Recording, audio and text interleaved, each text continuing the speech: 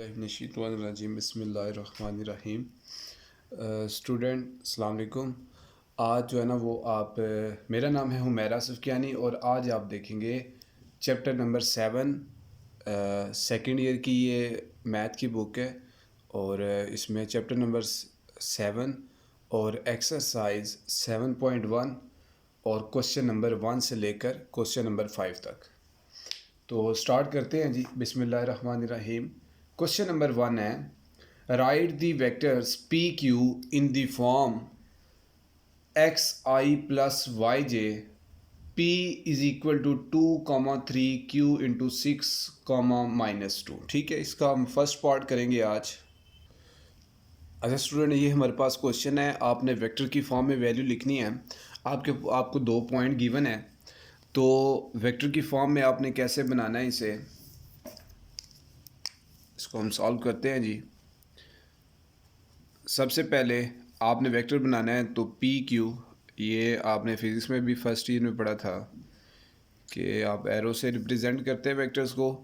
और इसका फार्मूला कि इस फार्मूले को लिखने के 2 तरीके होते हैं। फर्स्ट ये है कि आप क्या करें, x2 minus x1 plus into I, unit vector है x एक्सिस का, और y2 माइनस y1 इंटू जे।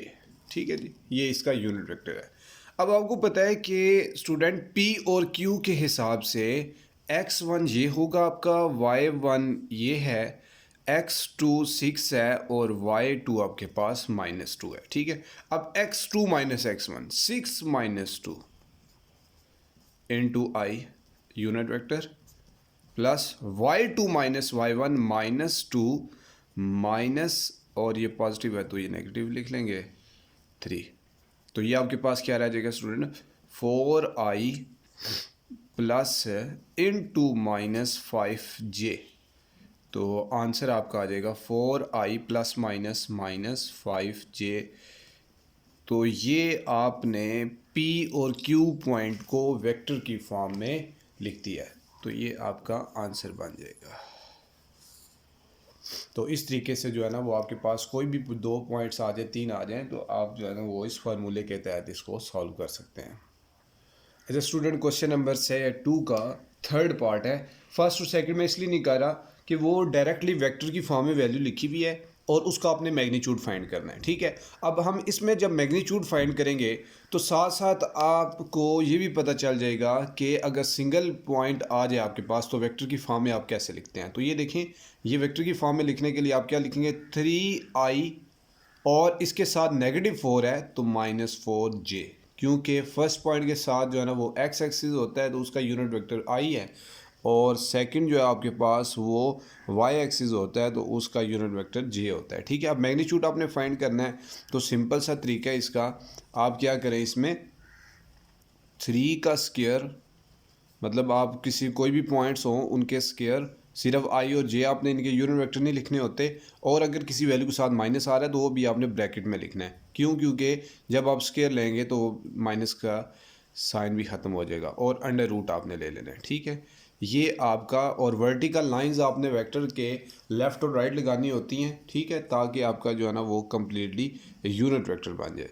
तो अब आप इसका स्क्वायर ले लें तो ये आपके पास क्या आ जाएगा, 9, और ये आपके पास क्या आ जाएगा, 16। ठीक है, तो ये इसको आप ऐड कर देंगे, तो ऐड करने के बाद u वेक्टर का मैग्नीट्यूड आपके पास आ जाएगा 25, और 25 का अंडर रूट लेंगे तो आपके पास क्या आ जाएगा, 5 आ जाएगा। तो ये था जी स्टूडेंट क्वेश्चन नंबर 2 का थर्ड पार्ट, जिसमें आपने किसी एक पॉइंट को वेक्टर की फॉर्म में कैसे लिखना है, और उसके बाद उसका अगर मैग्नीट्यूड आपने फाइंड करना है तो किस तरह से फाइंड करना है। तो ये था जी इसका सॉल्यूशन। अच्छा स्टूडेंट, अब हमने जो है ना वो क्वेश्चन नंबर 3 स्टार्ट करना है। तो क्वेश्चन नंबर 3 है हमारे पास, जिसमें हमें u वेक्टर गिवन है, v वेक्टर गिवन है, w वेक्टर गिवन है। तो इसका मैं सेकंड पार्ट कर रहा हूँ स्टूडेंट, तो इसको आपने ध्यान से देखना है। देखिए सिंपल सा क्वेश्चन है आपको u वेक्टर गिवन है तो 2 से मल्टीप्लाई करना है, तो 2 इंटू यू की वैल्यू लिख दें, u वेक्टर की 2i माइनस 7j, -3 है और v वेक्टर है तो i माइनस 6j और +4w की जगह आपने क्या लिखना है, -i प्लस j। अब देखिए स्टूडेंट, आपने क्या करना है, 2 2 ज़ार 4i माइनस 14j, ब्रैकेट अभी आपने रखनी है क्योंकि माइनस भी एक वैल्यू के साथ है, तो इस वजह से अभी सिर्फ 3 को मल्टीप्लाई करें, 3i minus 18j plus -4i plus 4j। अब स्टूडेंट आपने क्या करना है, यहाँ से ब्रैकेट्स को ओपन कर दें, 4i माइनस 14j माइनस, अब देखिए नेगेटिव साइन है बाहर तो साइन चेंज हो जाएंगे, इस वजह से मैंने ब्रैकेट डाली थी, plus 18j plus minus -4i plus 16j। तो स्टूडेंट यहाँ से अगर आप देख सकते हैं कि 4i ये हमारे पास है और 4i ये नेगेटिव है, ये पॉजिटिव, दोनों कैंसिल हो जाएंगे और पीछे हमारे पास क्या रह जाएगा, -3i -14j plus 18j plus 16j। ठीक है, तो 18 और 16 ये आपके पास वैल्यू हो जाएगी, 18 और 10 28, 28 और 6 34, 34 में से -14j करेंगे तो चले मैं एक बार लिख लेता हूँ, -14j प्लस 34j तो -3i, तो ये आपके पास अगर माइनस करें तो +20j। ठीक है जी, तो ये स्टूडेंट आपके पास सॉल्यूशन था क्वेश्चन नंबर 3 का सेकंड पार्ट का। ठीक है जी। अच्छा स्टूडेंट, अब आपके पास क्वेश्चन है, find the sum of vectors, मतलब आपको दो वेक्टर गिवन है, ए बी वेक्टर और सी डी वेक्टर, वो कह रहे हैं इन दोनों को आपने सम करना है, लेकिन स्टूडेंट उसने सिर्फ अभी तक पॉइंट्स दिए हैं ए बी सी और डी। तो सबसे पहले आपने क्या करना है, ए बी पॉइंट बना लेना है। ठीक है, ए बी बनाने के लिए मैंने जैसे पहले आपने देखा था वेक्टर बनाने के क्या फार्मूला था, ए बी के हिसाब से ए फर्स्ट पॉइंट है, बी सेकंड पॉइंट है, तो ए में x1 x2 x1 y1 x2 y2। ठीक है, तो x2 माइनस x1, तो x2 मतलब 2 minus 1 into I unit vector हो गया, plus y2 minus y1 0 minus into -1 into J. ठीक है स्टूडेंट, तो यहाँ से आपके पास क्या आ जाएगा, 2 माइनस 1 1 रह जाएगा, आई और प्लस माइनस माइनस प्लस, तो 1 ही लिखते हैं हम, सिर्फ एज इट इज़ जो है ना वो जे लिख देते हैं। तो ये स्टूडेंट आपके पास ए बी पॉइंट आ चुका है। ठीक है, तो ए बी आपने वेक्टर बना लिया है, अब आपने सी डी बना लेना है। ठीक है, सी डी बनाने के लिए आपको वही फार्मूला अगेन यूज़ करना पड़ेगा सी फर्स्ट पॉइंट के लिए, तो ये आपका x1 y1 हो जाएगा और ये x2 y2 हो जाएगा। ठीक है, तो x2 minus x1 -2 -1 into I plus y2 minus y1 into J. ठीक है, तो यहाँ से स्टूडेंट आपने क्या करना है, ये -2 माइनस माइनस +1 इंटू आई और +2 माइनस 3 -1 इंटू जे। ठीक है, तो आप क्या लिख सकते हैं इसको, -i और प्लस माइनस माइनस जे। तो ये स्टूडेंट आपके पास सी और डी, ठीक है जी, ये दो पॉइंट्स का जो वेक्टर बना है ये आ चुका है। ठीक है, जब ये दोनों वैल्यूज़ आपके पास आ जाएंगी तो उसने बोला था find the sum of vectors, कि आपने क्या कर लेना है, इनका सम फाइंड कर लेना है। ठीक है, तो आप सम कैसे फाइंड करेंगे, ठीक है, यहाँ से आपने क्या करना है, बस A B vector plus C D vector is equal to, अब ए बी की आप वैल्यू लिख लें, आई प्लस जे, दरमियान में पॉजिटिव का साइन है तो हमें ब्रैकेट्स डालने की ज़रूरत भी नहीं पड़ेगी, बल्कि ब्रैकेट्स डाल लेते हैं, माइनस आई दोनों के साथ ही नेगेटिव है, माइनस जे। तो आई प्लस जे माइनस आई माइनस जे, तो ये स्टूडेंट आपके पास क्या आ जाएगा, नल वेक्टर। ठीक है, A B plus C D, दो वेक्टर्स का जो सम है वो आपके पास नल वेक्टर आ चुके हैं। क्योंकि वेक्टर्स की फॉर्म में कभी भी ज़ीरो नहीं बोलते, तो आप जो है ना उसको नल वेक्टर बोलेंगे। ठीक है जी, तो ये था जी क्वेश्चन नंबर 4 का सॉल्यूशन।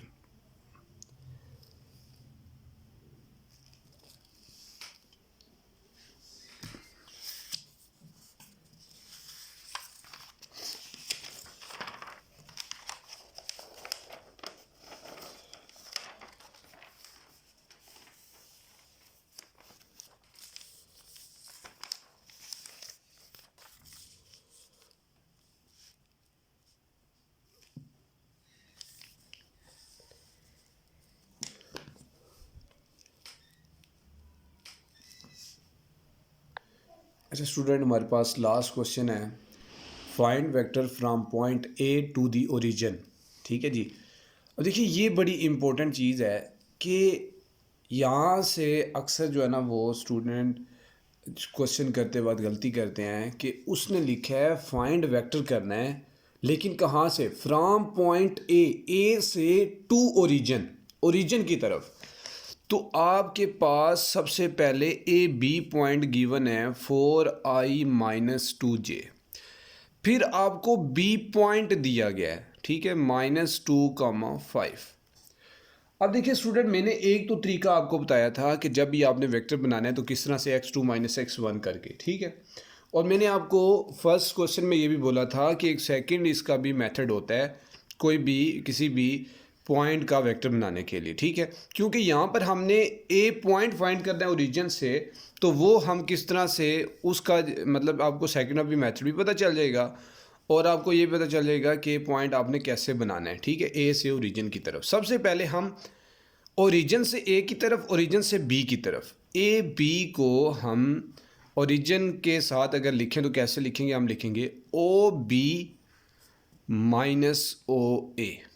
ठीक है, अब देखिए हमने फाइंड करना ए पॉइंट, तो ए नेगेटिव है उधर ले जाए पॉजिटिव हो जाएगा, O A is equal to O B, और ए बी उधर चला जाएगा माइनस हो जाएगा।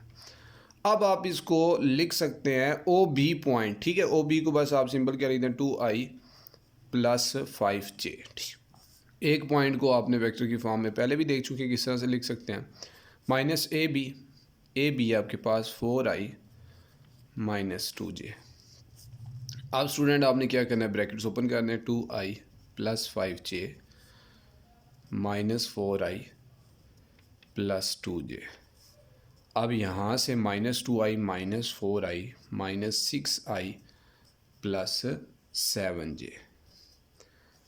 अब ये पॉइंट जो आपके पास स्टूडेंट आया ना, ये आया है ओरिजिन से ए की तरफ। देखिए ना, ओ ए मतलब ओ से ओरिजिन की तरफ, लेकिन उसने क्या बोला था, फाइंड वेक्टर, वेक्टर फाइंड करना from point A to origin. A to origin के लिए हम इसे क्या कर देंगे, ए ओ।